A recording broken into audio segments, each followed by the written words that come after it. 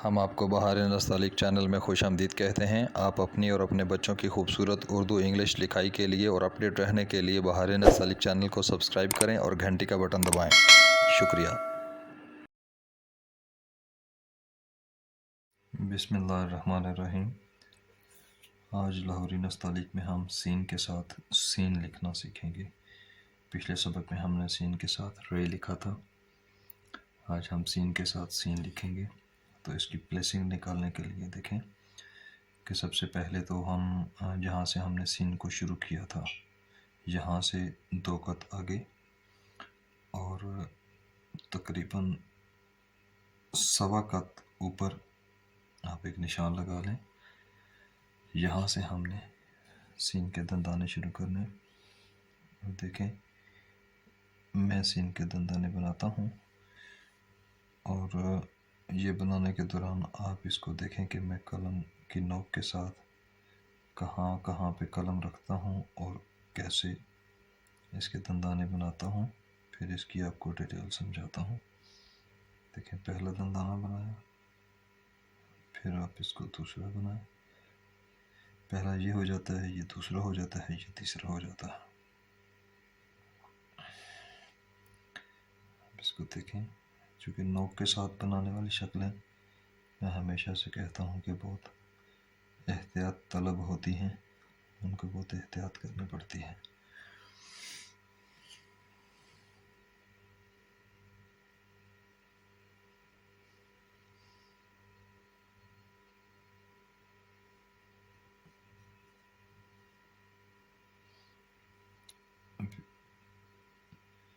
ये मैं भी समझाता हूँ आपको कि ये दंदाने बनाते हुए किन बातों का कितना ख्याल रखना पड़ता है, तो फिर ये दंदानों की जो अशकाल हैं ये खूबसूरत लगती हैं।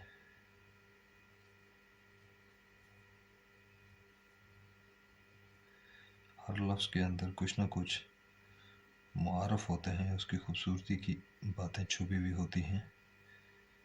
तो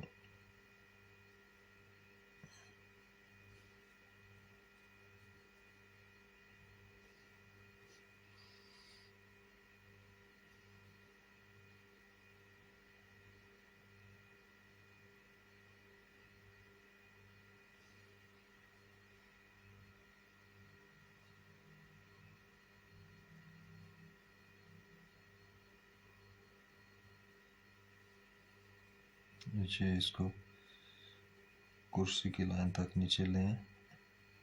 यहाँ से हमने इसका दायरा खींचना है। अभी देखें दायरा खींचने के लिए आप इसको मेजर कर लें, कोई हर्ज नहीं है। पहले मेजर करें फिर डालें। यहाँ तक 3.25 कत में। उसी तरीके से आप इसको करें कि ये कुर्सी की लाइन पे आधा ऊपर आधा नीचे टेढ़ी कलम रखकर पहले इसको गिराना है, हल्की सी जुम्बश के साथ गिराना है, गोलाई और मजबूती देनी है। फिर इसको उठाकर इख्तिताम करना है इसका। देखें ये आप इसको पहले नीचे गिराएं, यहाँ से इसको फिर मजबूती भी दें, गोलाई भी दें और उसके बाद यहाँ से इसको फिर क्लोज भी करते जाना है और गोलाई का भी ख्याल रखना है और लाइन पे भी इतनी टेढ़ी कलम के साथ पहुँचना है और फिर यहाँ से इसको एहतियात से ख़त्म कर देना है। ये आपका दायरा हो गया। बिल्कुल वैसे हैं बुनियादी बातें जो पहली तख्तियों में हो चुकी हैं, तो उन्हीं बातों को जहन में रखते हुए बनाना है। इतने अस्बाक तक ये जो पहले मुफरदात के अस्बाक हैं वो सीन की तख्ती तक तो अच्छे खासे कवर हो जाने चाहिए। वही बुनियादी बातें यहाँ पे आ जाती हैं। असल बातें समझने वाली ये होती हैं कि हमने एक लफ्ज़ को दूसरे लफ्ज़ के साथ हम आहंग कैसे करना है, उनका आपस में खूबसूरती का कैसे ताल्लुक़ बनाना है। अब ये सीन के साथ सीन हो गया। अब अभी देखिए मैं आपको इसका पहले मीज़ान लगाता हूँ, फिर इसकी मैं वजूहात बताता हूँ कि इनमें किन बातों का ख्याल रखना पड़ता है। अब मीज़ान में देखें, सबसे पहले तो ये कि इसको जब यहाँ से ऊपर आप मेजर करें तो ये आपका तकरीबन 1.25 कत या 1.5 कत तक जाता है। और उसके बाद अगर हम इसको एंगुलर मेजर करें, ये हमारा ये 1.5 कत हो गया।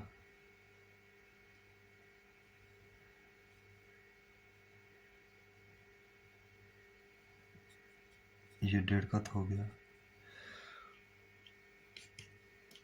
और अगर इसको इस तरह से मेजर करें कि सीन यहाँ से कितना आया है, इस नोक तक यहाँ तक कितना आया है, तो ये हमारा 2.5 कत होना चाहिए।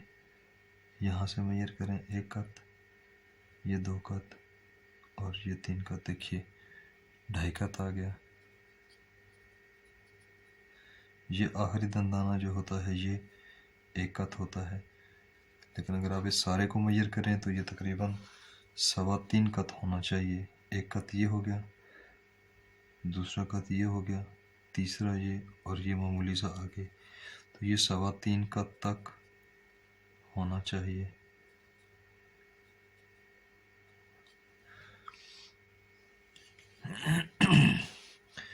दंदानों से गिराया कितना और यहाँ से पैमाइश कितना आगे तक लेकर जाना है। दायरे की पैमाइश बता दी कि 3.25 कत हो गया। यहाँ से 1 कत नीचे इसको छोड़ देना है। अब देखें मीज़ान तो इसका हो गया। अब दोस्त अहबाब से इसको लिखते हुए जो ख्याल रखना पड़ता है, ये इसके टोटल देखें कितने दंदाने बनते हैं। 1 2 3 1 2 3 4 5 6, ये 6 दंदाने इसके बनते हैं। अब 6 दंदानों में जो ख़ास रम्ज़ की बात है वो ये वाली है कि एक तो ये है कि जब ये इसका पहला दंदाना बनाते हैं तो उसके बाद ये दूसरा बनाते हैं, तो पहले और दूसरे दंदानों के बीच में जो ये वाली सफ़ेदियाँ हैं ये तकरीबन एक जैसी होती हैं, यानी पहले दूसरे दंदाने के बीच में और दूसरे और तीसरे दंदाने के बीच वाली। और जो ये सीन, पहले सीन के 3 दंदाने पूरे हो गए। अब दूसरा सीन जब जोड़ना है तो इस गैप से बहुत मामूली सा ज़्यादा इसको रखना होता है ये। अब ये वाला गैप, इस गैप से ये वाला ज़्यादा थोड़ा सा खुला गैप है, उतना नहीं रखना पड़ता जितना पिछले दंदानों में रखा है। एक तो ये इसमें एक इसकी टेक्निकल पैमाइश है, और इसके बाद ये दूसरा दंदाना है, ये बिल्कुल वैसे ही है जितना इस तरह से ये दंदाने रखे हैं, उतनी ही पैमाइश में। और फिर जो आखिरी का दंदाना आ जाएगा वो हमारा 1 कत का होता है, जिसे हमने दायरा नीचे तक लेकर जाना होता है। एक तो इसमें ये ख़ास बात हो गई, ये आप इसको नीचे ले जाएं।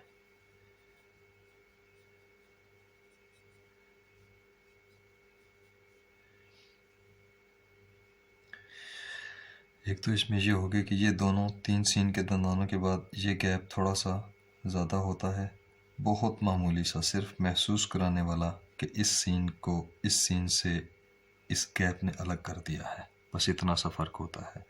बज़ाहिर देखने में ये लगातार ही दंदाने महसूस होते हैं, लेकिन इसमें ये बहुत कम महसूस करने वाला फ़र्क रखा जाता है ताकि पता चले कि दोनों सीन अलग से जुड़े हुए हैं।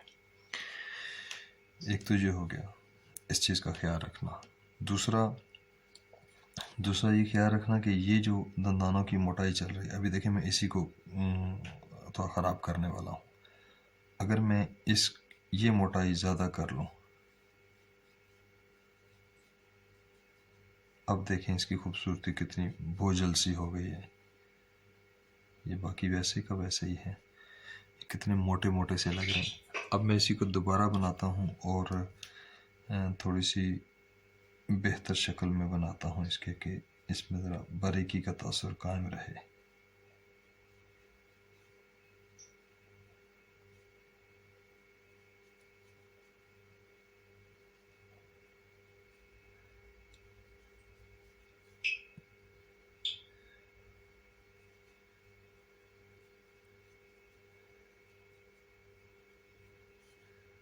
अब ये देखें, इन दंदानों पे आप देखें तो अब इसमें देखें ये कितना स्मार्ट और पतला सा ये मोटाइयाँ लग रही हैं। ये इसका कितना बोझल सा हो रहा है, मोटा मोटा सा, भारी सा। तो ये प्रॉपर हो गया। एक तो ये दूसरी बात का ख्याल रखना कि ये मोटाई ज़्यादा बोझल ना हो, इस गैप का ख्याल रखना। और तीसरी बात ये कि जो गलती हो जाती है कि अब इसका एंगल ये वाला बना है। अगर मैं इसको यहाँ से, जो पीछे से मैंने आपको बताया कि अब 2 कत, ये 2 कत आगे जाएं और यहाँ से तकरीबन आपका 1.25 कत या 1.5 कत ऊपर तक करते हैं। अब अगर ये वाली पैमाइश हम ये पैमाइश थोड़ी रख कर कम पैमाइश की 1 कत के साथ शुरू करें तो ये हमारा सीन जो है वो एंगुलर के बजाय थोड़ा सा कम एंगुलर हो जाएगा, यानी थोड़ा सा लेटा हुआ हो जाएगा। ये थोड़ा सा खड़ा हुआ है। अगर ये पैमाइश ज़्यादा कर देंगे तो ये और भी खड़ा हुआ महसूस हो जाएगा। अभी देखें, मैं ड्रा करके आपको बताता हूँ कि दोनों तीनों जब सही गलत सामने होंगे तो आपको अंदाज़ा हो जाएगा। अब देखिए, मैं एक और ड्रा करने वाला हूँ कि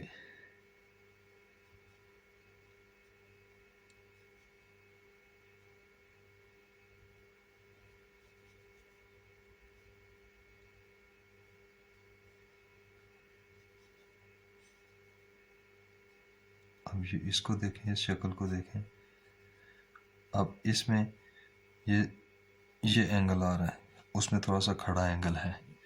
ये एंगल का फ़र्क देखें दोनों में। अब और नीचे करेंगे तो और सीधा सा हो जाएगा, जैसे बच्चे लिखते हैं ना सीधी पेंसिल हैंड राइटिंग के साथ, वो उस तरह से हो जाएगा फिर। अच्छा, अगर इसको आप इससे भी ज़्यादा खड़ा करेंगे तो ये बहुत गिरा हुआ भी महसूस होगा। ये भी मेरे बाज़ दफ़ा दोस्त अहबाब की गलती हो जाती है कि जिस तरह से हम सीने सा के दंदाने बनाते हैं, एक बनाया दूसरा थोड़ा सा ज़्यादा नीचे करके बनाते हैं। तो अगर हम इसको और भी इस तरह से कर दें